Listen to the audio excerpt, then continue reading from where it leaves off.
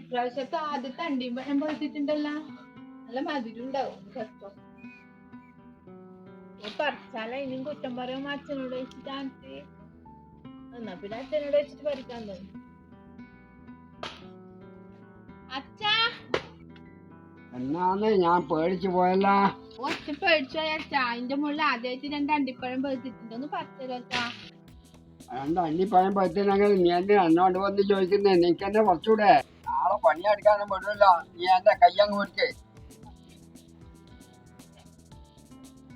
ഓട്ടെ ഇതിന്റെ മുകളിൽ അണ്ടിപ്പഴം ഞാൻ കാണുന്നില്ലല്ലോ. അച്ഛന് ദേഷ്യം വന്നു. ഇതല്ല അച്ഛാ, ഇതാ ഇതാ.